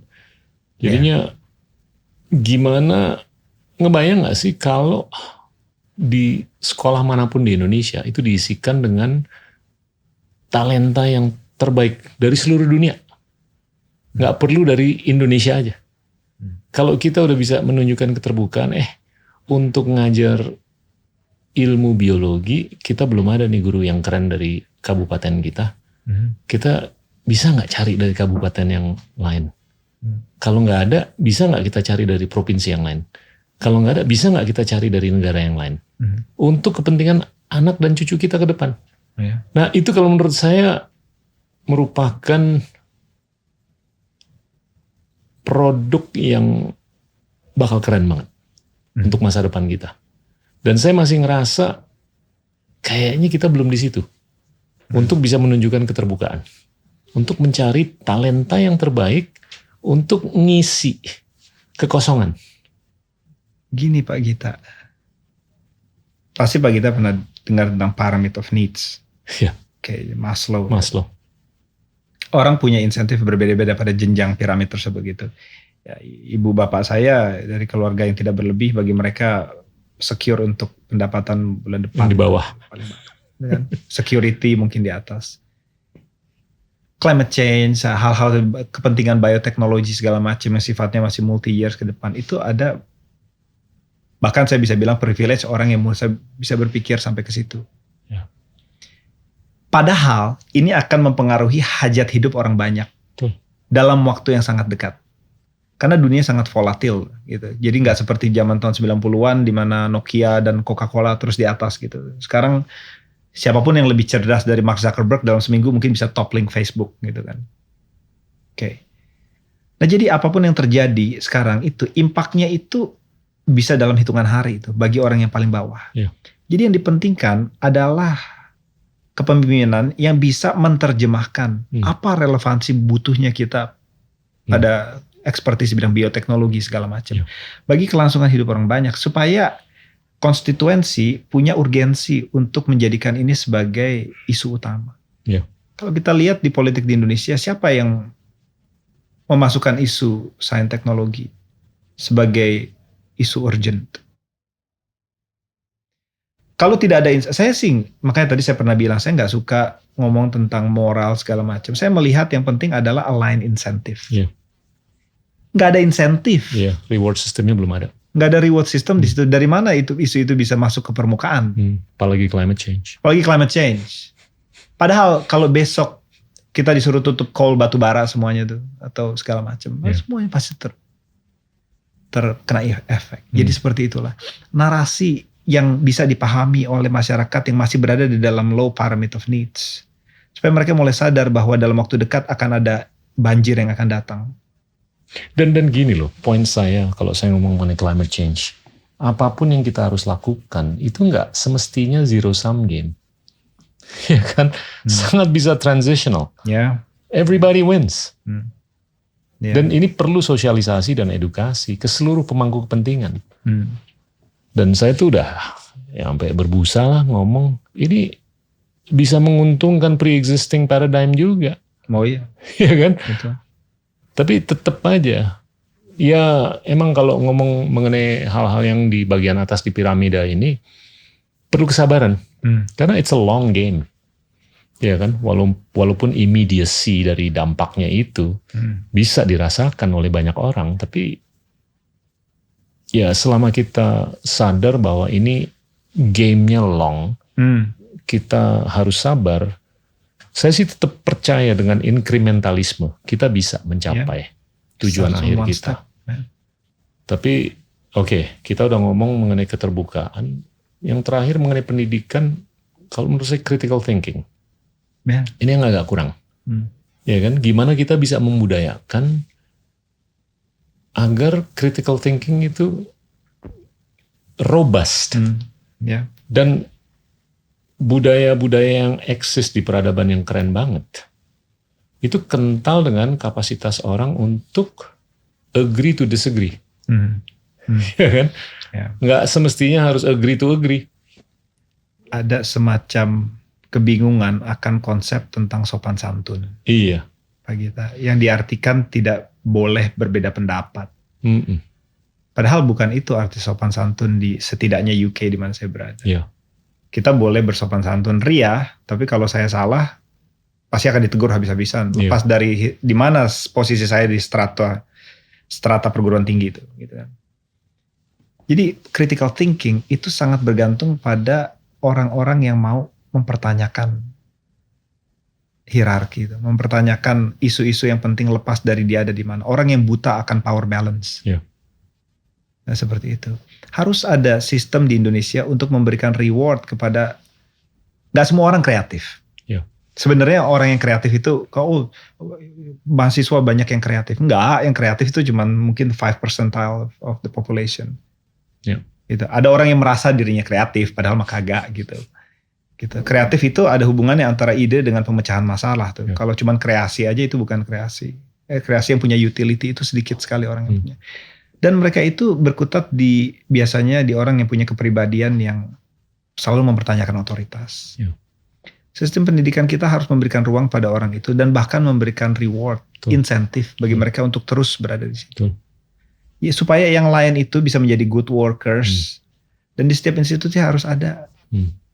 Nah, kita melihat dari segi birokrasi masih menghambat orang-orang seperti itu. Dari sisi pendidikan masih terbelenggu konformitas. Kalau saya mau naik pangkat jadi dosen, banyak yang bertanya, kenapa nggak jadi dosen di Indonesia aja? Bukan yang nggak mau, saya juga mau gitu. Tapi di dosen Indonesia itu masih terbelenggu apa yang disebut linearitas.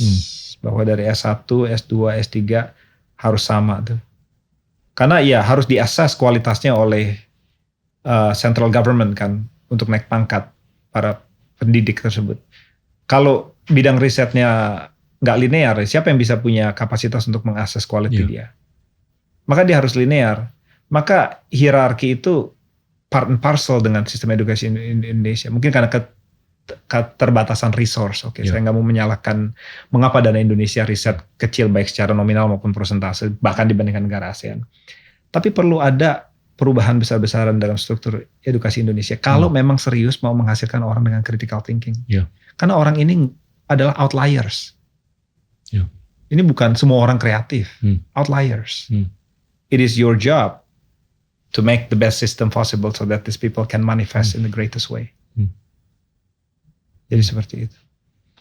Jadi yang sekarang terjadi adalah orang-orang outliers yang banyak di UK yang masa bodoh dengan struktur dia jalan aja sendiri. Akhirnya kita benefaktor dari orang-orang yang walaupun bisa aman mengambil pola hidup yang tidak aman demi masyarakat luas bisa menikmatinya. Kita bersyukur misalnya dia kemarin Elon Musk ada di G20. Elon Musk sudah kaya sebelum dibikin Tesla itu.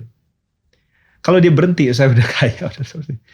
Ya kita nggak akan mendapatkan manfaatnya. Kita bersyukur pada orang-orang outliers sedikit gila, kreatif, anti otokrasi segala macam untuk terus menjadi ujung tombak ke progres di bidang saintifik atau bidang engineering apapun. Nah, bisakah Indonesia menjadi lahan yang subur untuk itu? Jadi field of dreams untuk orang seperti itu. Nggak semua orang yang balik ke Indonesia itu karena ingin difasilitasi atau dapat hidup yang enak begitu. Ada orang-orang idealis yang ingin ke Indonesia supaya dia bisa memberikan impact karena meaning of life-nya ada di situ, bukan karena gajinya besar. Kalau masalah gaji saya pikir dunia ini sekarang tadi pagi kita bilang banyak likuiditas, semua orang juga pasti income-nya akan naik. Gitu. Tapi meaning Indonesia apakah bisa memberikan situasi bagi orang tersebut, Babe Ruth, pemain situ. Kalau saya bisa di sini, saya bisa memberikan impact yang menggelegar di dunia. Kalau di Indonesia ada Theater of Dreams atau Field of Dreams ya, pemainnya pasti datang. Jadi kalau saya ditanya mau pulang atau enggak, ya kalau impact saya di sini lebih besar dari impact saya di situ, ya kenapa enggak gitu? Nggak usah ditanya, otomatis Anda. Iya, permasalahannya impact. Ya, kalau gaji ya Indonesia juga. Kemarin saya minum kopi di daerah sini sama di London harganya Pak. Mahal juga gitu. Saya kadang-kadang berpikir, ini gimana untuk lebih ada keterbukaan, gimana lebih ada critical thinking atau budaya critical thinking. Tapi apakah inersianya ini karena mereka terbelenggu dengan ignorance dan atau arrogance di level kepemimpinan?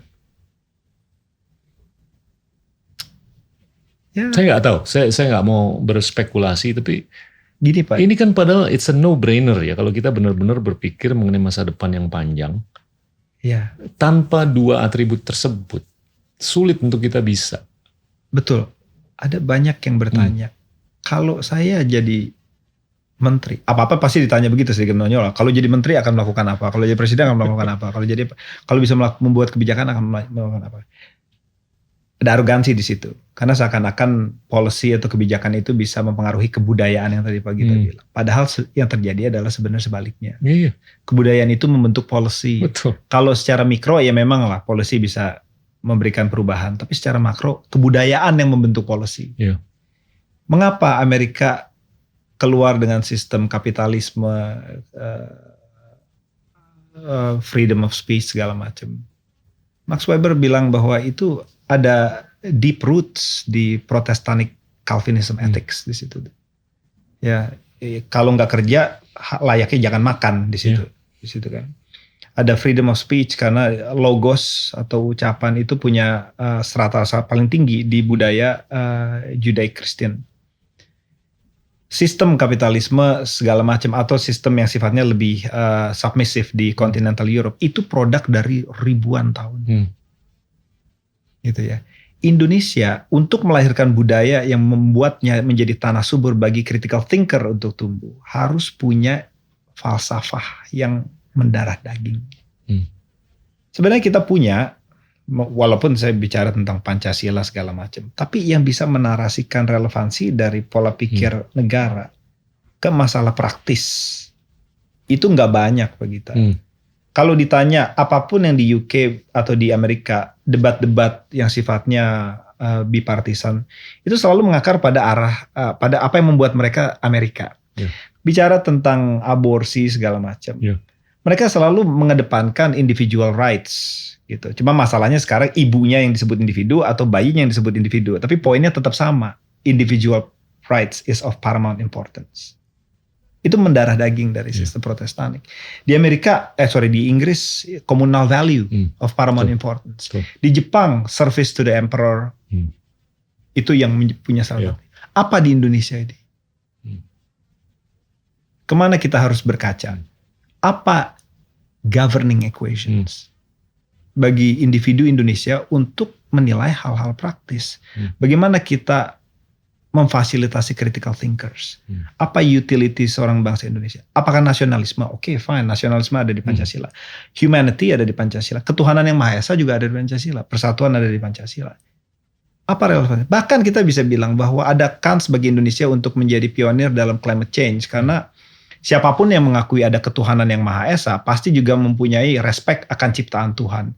Binatang dan satwa, fauna semua ciptaan Tuhan. Maka ada alasan yang kuat dari ideologi menuju kepada Indonesia sebagai steward of the earth. Siapa yang bilang begitu? Dari mana kita harus? Dari dosen kah? Atau dari pemuka agama. Kayak pandemik sekarang, asal orang, ibu saya bertanya, Gus saya boleh makan ini nggak nih, COVID, jahe katanya. Dia nggak bertanya pada universitas. Mungkin dia bertanya pada komunitas agamanya sendiri. Ya kan? Jadi poin-poin seperti inilah kita harus mulai melek gitu. Menarik. Banyak PR-nya. Banyak PR. Gini, Anda tuh udah merasakan, tadi kita udah sempat ngobrol sih, bagaimana begitu banyaknya ide yang dikembangkan oleh ilmuwan. Itu nggak tahu gimana nggak nyambung kan dengan masyarakat luas. Ini pipanya nih mampet, iya kan? Dan saya ngelihat justru teman-teman akademisi saya itu nggak ngerasa kebutuhan yang cukup urgent untuk melakukan pembersihan terhadap pipa-pipa ini. Iya. Dan ini kalau menurut saya yang menyebabkan polarisasi politik di berbagai negara.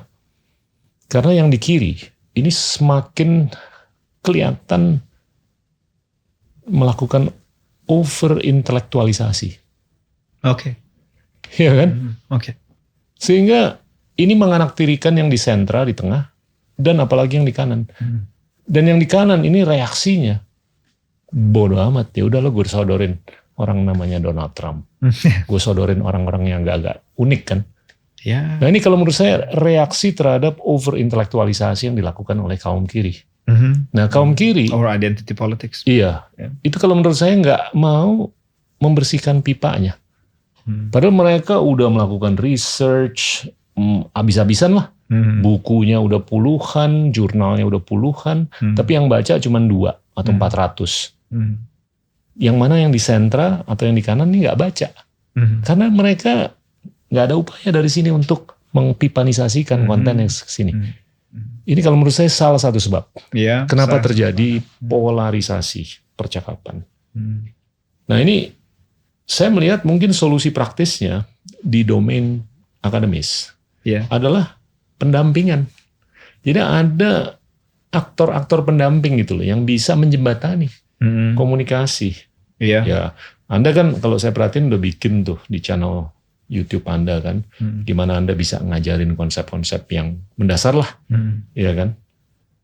Terus kalau itu bisa dimasifkan dengan cara yang sederhana dilakukan oleh akademisi-akademisi yang lain, nggak tahu gimana saya secara intuitif ngelihat nih akan bisa mengsentralisasi percakapan, bukan mengpolarisasi percakapan.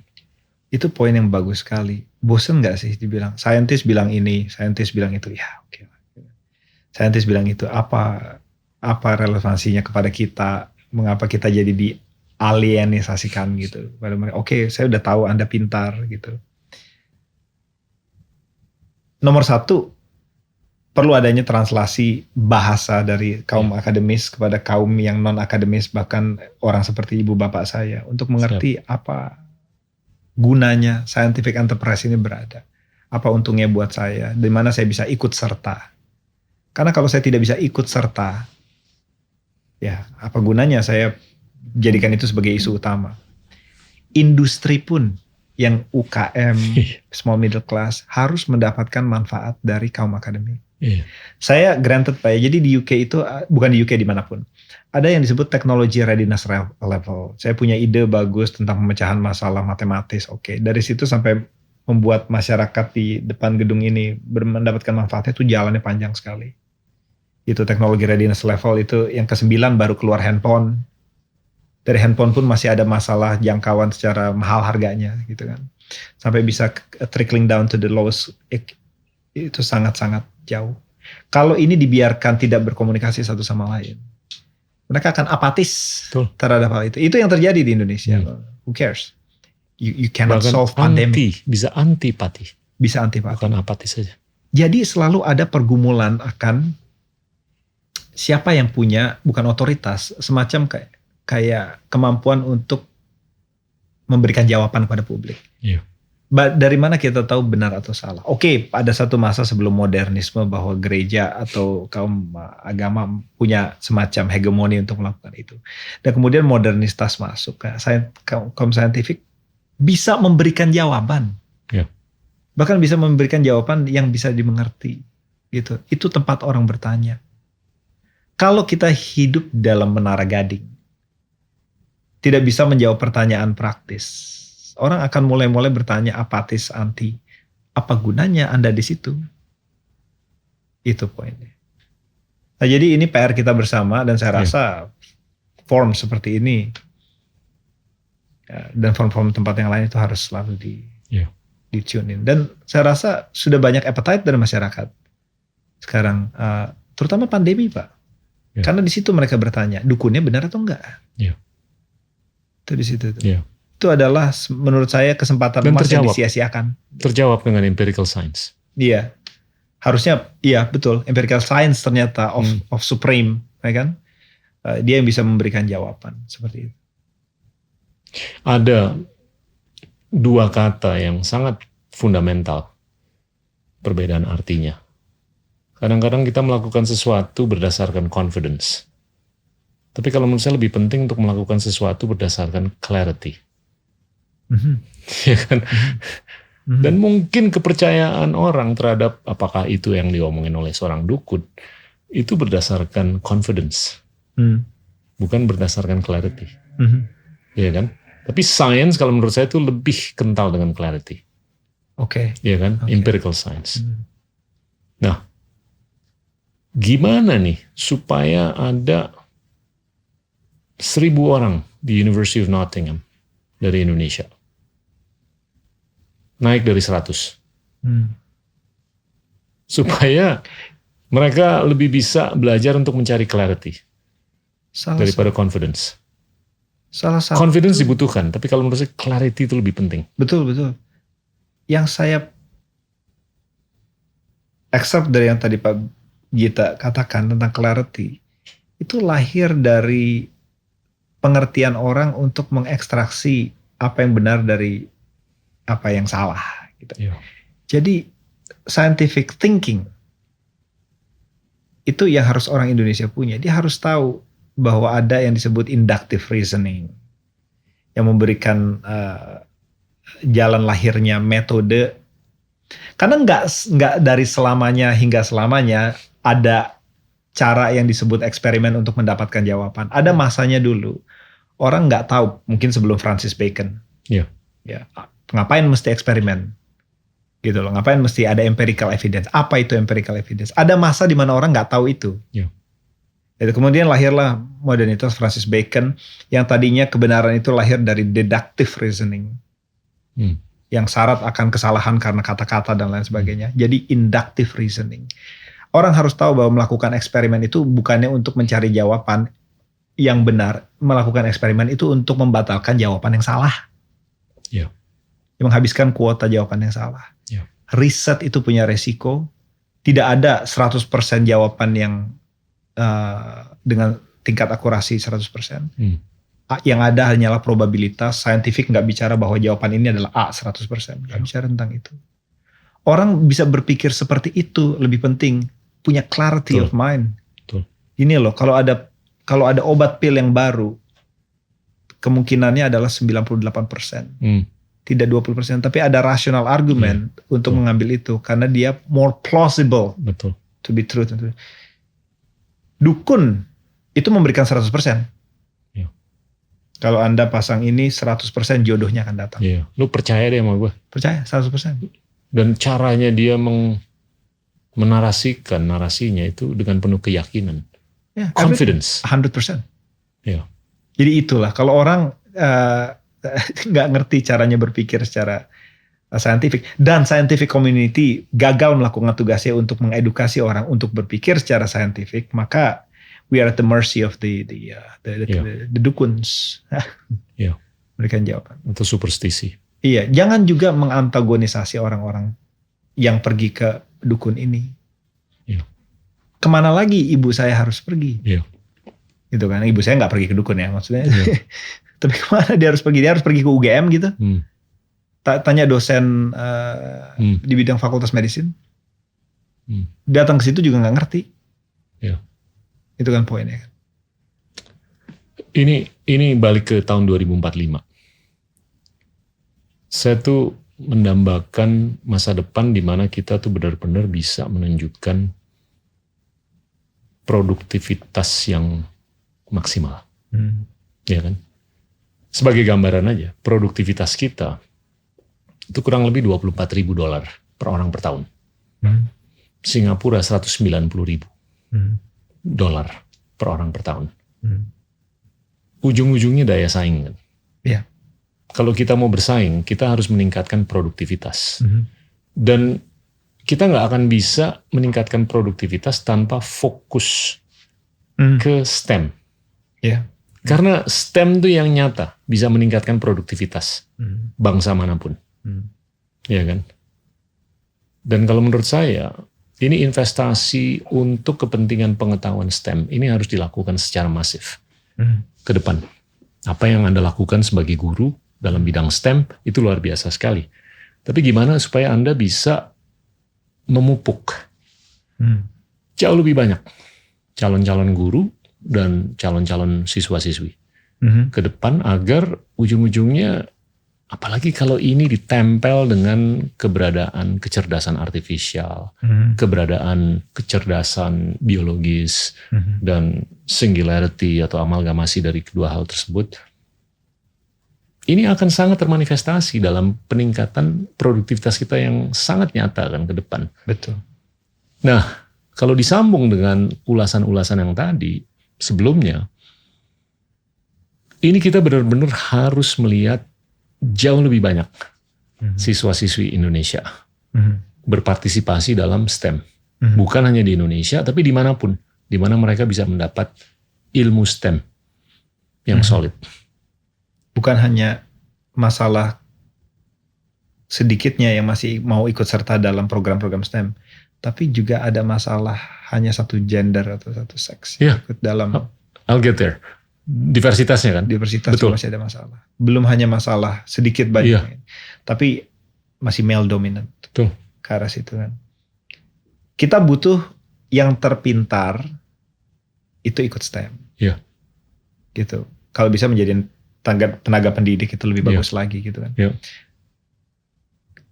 Di Taiwan, karena saya pernah berada di Taiwan, masyarakat Taiwan yang terpintar itu belajar di bidang yang terkait semikonduktor. Karena dia adalah dominan player di foundry, TSMC segala macam. Yaitu high paying job semuanya ada di situ. Jadi di Taiwan itu bukan medicine sebenarnya yang terpintar masuk ke segmen terpintar dari masyarakat masuk ke electrical engineering atau computer scientist apapun. Saya pun belajar itu kurang lebih gitu. Jadi microfluidics. Nah, seperti itu. Karena ada insentif di situ. Nah, permasalahannya di Indonesia belum ada perusahaan-perusahaan yang bisa menyerap bidang-bidang itu. Kalau saya punya doktorat di bidang yang sangat eksotis STEM, benar-benar avant-garde, jadi state of the art STEM research. Di mana market saya tuh? Market saya ya yang pasti bukan di sini. Iya. Gitu. Nah, ini kan tadi kan bertentangan dengan strategi pemberi beasiswa gitu. Jadi dikasih duit untuk belajar tentang STEM di luar negeri, tapi harus pulang. Ya. Kemana dia harus melakukan itu? Ya. Jadi siapa yang mau ngambil itu? Ya mendingan saya ambil bidang-bidang yang ketika saya kembali ke Indonesia nanti saya bisa ini kan, commerce karena market atau social sciences segala macam. Jadi nggak susah-susah amat untuk tahu mengapa demikian gitu. Iya. Nggak, ini objektifnya adalah untuk mungkin terjadinya keterbukaan. Agar terjadi perubahan dalam kebijakan atau postur pemikiran. Betul. Ya kan? Saya melihat ya mungkin forum ini bisa digunakan untuk mensosialisasikan kepentingan yang mulia. Ya kan? Bahwasanya ya kalau kita mau membuahkan jumlah pelajar STEM jauh lebih banyak daripada apa yang kita lihat selama ini, mungkin kita nggak perlu terlalu mengkondisikan untuk mereka balik ke sini. Iya kan? Itu mungkin salah satu caranya. Kedua, mungkin saya tuh suka dengan pembiayaan S1. Ya kan? Kenapa selama ini bobotnya itu lebih banyak ke S2, S3? Betul. Iya kan? Doktoral. Karena oke lah kalau argumen bahwasanya ini akan lebih mahal untuk membiayai seseorang 4 tahun atau 5 tahun. Tapi economics-nya itu bisa dijustifikasi kan? Tergantung time frame. Betul. Ya. Kalau kita membiayai orang 4-5 tahun, tapi kita tahu benefit-nya atau economic benefit-nya, itu plusnya jauh lebih banyak daripada minusnya di kemudian hari. Ini kan investasi untuk puluhan tahun ke depan. Nggak ada alasan dong untuk memperkenankan hal-hal seperti ini. Of course. Iya kan? Kemarin tuh saya ngobrol dengan teman di MIT yang udah umur 80 tahun. Dia udah membina 2 pemenang Nobel. Kita berdua lagi ngalor ngidul, kita menyayangkan. Kok orang Indonesia tuh cuman 1 setiap tahun masuk di program S1 di MIT. Saya hanya menggunakan MIT bukan karena ini satu-satunya, tapi ini salah satu dari banyak sekali perguruan tinggi yang bisa membuahkan produk-produk yang keren kan. Nggak ada alasan untuk kita nggak bisa menggolkan 50 orang setahun untuk masuk ke program S1. Ya kan? Karena itu yang dilakukan oleh Tiongkok, India, dan lain-lain. Bahkan Singapura tuh jauh lebih banyak daripada kita. Dia bisa 10-20. Padahal negara kecil dengan populasi 5,5 juta. Dan metrik yang mereka ukur atau lihat, itu hanya Olimpiade. Olimpiade Sains. Dan itu sangat bisa dimass produksikan. Iya kan? Kita udah proven bisa membuahkan produk-produk yang keren kan? Many gold medalists. Jadi tinggal kita pedomankan aja nih. Dia bimbel berapa bulan, berapa tahun untuk dia bisa menang. Apakah itu emas, perak, atau tembaga. Perunggu, sorry. Untuk apakah itu biologi, fisika, matematika, dan lain-lain. Sehingga akan kelihatan tuh berubah. Dalam beberapa tahun ke depan tiba-tiba ada 5 orang, ada 10 orang, ada 20 orang yang masuk. Harus ada strategi yang bagus. Mengapa sih kita butuh doktor? Mengapa butuh master graduates? Dan mengapa butuh bachelor graduates? Kalau argumennya adalah investasi yang balik modal secepat mungkin, tentu doktor. Dia balik, langsung dia bisa ngajar. Gitu. Jadi poinnya adalah time frame, strateginya harus matang. Karena nggak semuanya yang kita butuhkan adalah mahasiswa doktor. Yang kita butuhkan adalah very young, undergraduates of high competence untuk menjadi pelaku manufaktur di Indonesia. Itu dibutuhkan mereka yang apalagi melek dengan, karena kurikulum di Inggris, di Amerika tentu berdasarkan riset yang relevan dengan industri di sana kan. Jadi mahasiswa S1 di sana itu pasti familiar dengan apa yang terjadi di Silicon Valley. Gitu. Dan dia akan kemari masih muda, PhD. Saya dapat PhD udah hampir 30 tahun umur saya. Karena mereka masih muda, mungkin belum berkeluarga, full of energy, dia yang akan menjadi penggerak utama. Kalau pemain sepak bola, tadi saya bicara sama Pak Gita, suka Arsenal. Di setiap tim sepak bola itu pasti ada experience captain, dan ada speedsters segala macam yang masih umurnya 19-an tuh. Betul. Pasti. Kita mau semuanya Andrea Pirlo gitu kan, nggak mungkin semuanya playmaker gitu. Saling ngisi, komplementer.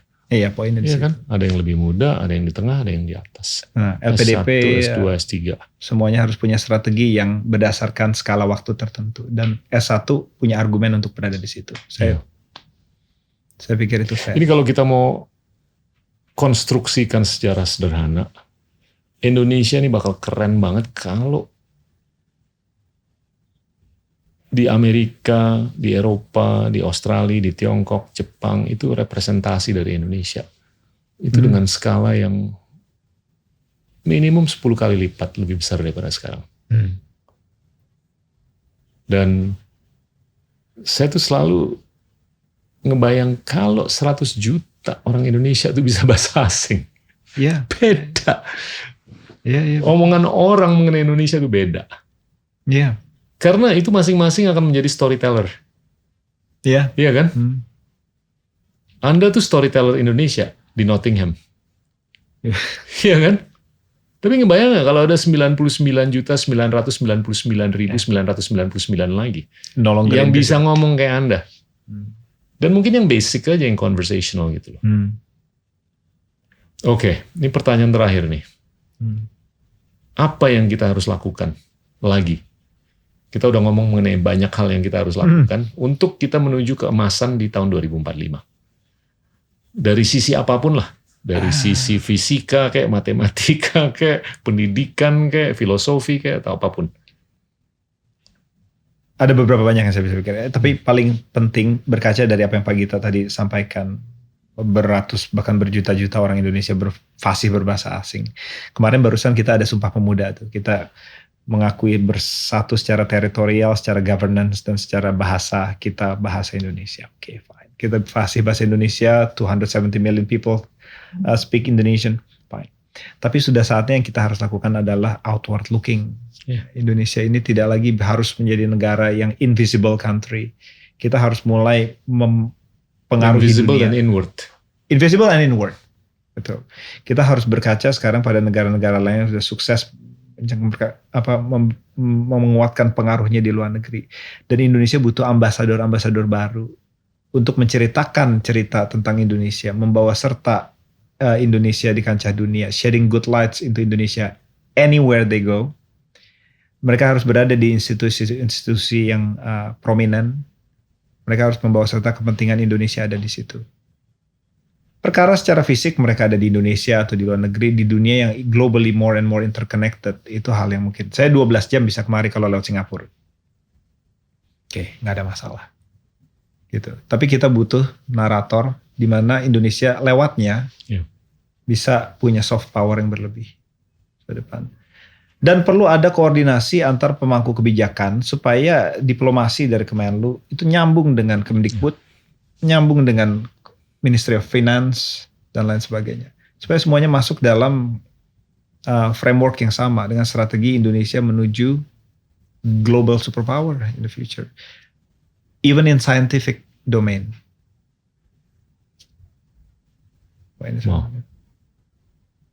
Wow, keren. Yeah, it's about time. Nobel kapan menurut Anda? Well, how long did the Chinese invest to get the Nobel Prize? Few decades. Yeah. Nottingham ada 2 pemenang Nobel di situ. Satu karena menemukan MRI, satu karena menemukan teori dalam bidang ekonomi. Jadi saya benefaktor ekosistem di mana ada pemenang Nobel di situ. Dan ada legacy di bidang MRI yang saya sendiri pakai dalam riset walaupun bukan kapasitasnya di bidang medicine. Kalau banyak orang Indonesia ke situ terbukalah mindset. Ya permasalahannya bukannya kita kurang pintar Pak. Permasalahannya kita belum dikenalkan pada standar pemenang Nobel. Betul. Gitu loh. Exposure terhadap segini nih standar pemenang Nobel gitu. Syukur-syukur kita ngomong ternyata cuma begini doang. Padahal begitu. Jadi sekarang kayaknya ada kayaknya di benar. Lebih susah kuliah di ITB daripada di Taiwan, Pak Gita. Lebih susah di situ sebenarnya. Sangat-sangat sulit. Tapi dia nggak tahu standar Nobel Prize winning itu seperti apa. Dia nggak tahu budaya keseharian Nobel Prize winning scientist itu seperti apa. Makannya apa sih setiap hari. Berdiskusinya dengan komunitas apa sih gitu. Nah kalau masih banyak orang yang ke situ dia tahu dia akan terbiasa dengan standar Nobel Prize winning. Tapi saya pengen tuh ITB, UI, UGM, ITS, BINUS dan lain-lain itu masuk at least top 50 lah di dunia. If you look at, iya kan? Masih jauh. Tapi kalau dan ya Anda kan interaksi dengan mereka ya. Ada nggak sih kehausan dari mereka untuk masuk ke top 50, top 40, top 30, top 20? Nggak ada kan? Ya, saya sih melihat ada harapan. Oke. Ada harapan. Time frame? Itu ada. Time frame saya pikir, saya kan applied mathematician. Siap.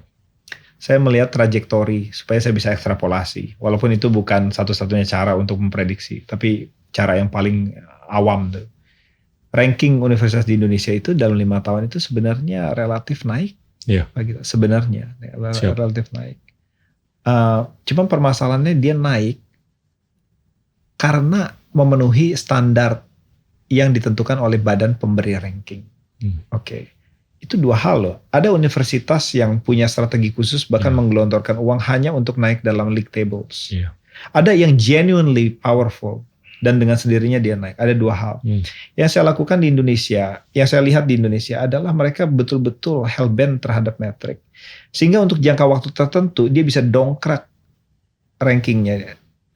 Tapi perkara intrinsically dia punya research power yang betul-betul menjustifikasi letaknya di league table tersebut, itu perkara yang lain. Ada beberapa metrik yang kita bisa bayar untuk kita naik. Misalnya komposisi dosen luar negeri atau komposisi murid luar negeri, bayar aja, gitu kan. Tapi produktivitas paper, citasi paper itu kita nggak bisa bayar. Itu loh poinnya. Jadi saya takut, walaupun trajektorinya naik, satu saat ada saturation point di situ, karena dia udah exhaust semua kriteria yang dia bisa bayar. Itu poinnya. Jadi kehausan itu secara jangka pendek akan membuat kita silau akan kita rankingnya naik. Padahal untuk berada di lingkaran 50 itu bukan sekedar composition international student, itu genuine research power. Nah kita belum main di tataran itu. Jadi gimana kita bisa memudayakan budaya yang mana 10 tahun lagi, 20 tahun lagi kita harus sampai di situ. Itu keren banget.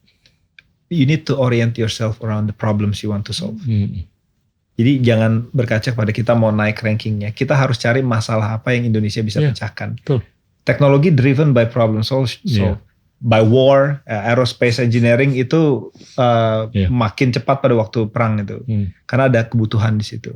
Kalau tidak ada artikulasi yang jelas bahwa Indonesia harus main di bidang apa nih, apakah panas bumi, apakah digital teknologi atau apa. Kalau tidak ada urgensi di situ, itu peningkatan kualitas akademik dan riset di bidang itu pun akan stifle, akan mandek di situ. Tapi kalau ada kebutuhan yang betul-betul urgen di situ, semua orang akan bahu membahu di situ. Pemerintah harus tahu di mana dia harus tahu, dia harus letakkan insentif orang untuk bersama-sama berlomba-lomba memecahkan masalah itu.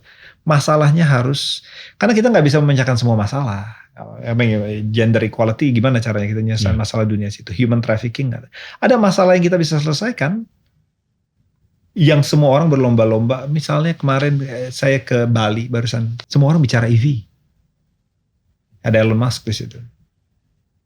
Market terbesar EV ada di Indonesia, terutama untuk aircraft, electric aircraft. Indonesia bukan Cina yang negara kontinental. Means of transportation di Indonesia yang patut dibudidayakan lewat metode electric transportation itu aircraft atau electric ships, karena baterai masih punya keterbatasan dalam segala macam.